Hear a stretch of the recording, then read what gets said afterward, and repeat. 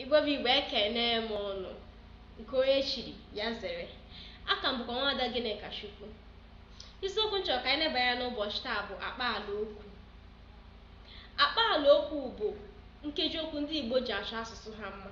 Ndị Igbo ji akpaalaokwu ama onye maara ihe nke ọma. Ya mere, ọ bụrụ na ị bụ nwa afọ Igbo tọrọ atọ, nwa amaala Igbo, ị kwesịrị ịma ka esi eji akpaalaokwu ekwu okwu n'asụsụ Igbo. Ọmụmaatụ akpaalaokwu: ụfọdụ ndị mmadụ na-ewere akpaalaokwu chee na ọ bụ ilu. Mba, ihe na-abụọ dị iche. Akpaalaokwu dịrị onwe ya, ilu dịrị onwe ya. Ka nye ọmụmaatụ akpaalaokwu: ọ na-eme aka abụọ. Ihe a bụ akpaalaokwu.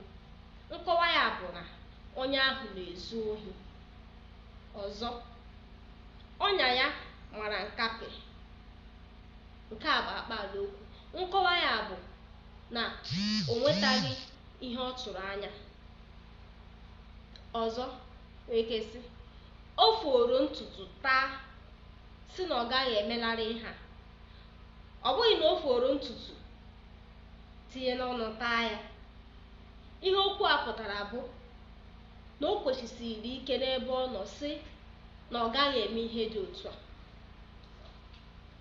Ọmụmaatụ ọzọ, ọ na-ele anya ọjọọ.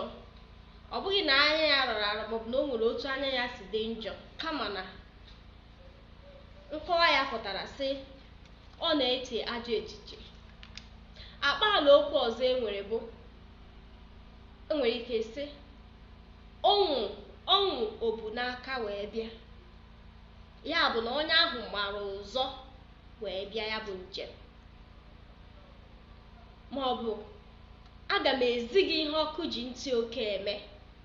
Ọ pụtaghị na ị ga-ewere ihe ọkụ ji ntị oke eme gosi ya ka ọ fụ n'anya. Mba, nkọwa okwu a pụtara na ị ga-emesicha onye ahụ ike o kweta. Akpaalaokwu ọzọ bụ ishi obi n'aka. Esi Ada shi obi n'aka. Ọ bụghị na Ada chịpụtara obi ya chịrị n'aka. Mba, ihe okwu a pụtara bụ na Ada na-eche echiche, ya na echiche na-eme. Akpaalaokwu ọzọ bụ anya ịka mmadụ aka. Asị na ọnya na anya akarị aka. Ọ pụtaghị na anya na-enwere ihe eziri esie ya, sisie ya ike ọka. Mba, nke a pụtara na egwu anaghị atụ ya. E nwere ụfọdụ akpaalaokwu dị iche iche. Enwekwara ndịiche dị na akpaalaokwu na ilu. Nke a ka m ga-ebute n'ihe nkụzi m ọzọ. Ka emesịanụ.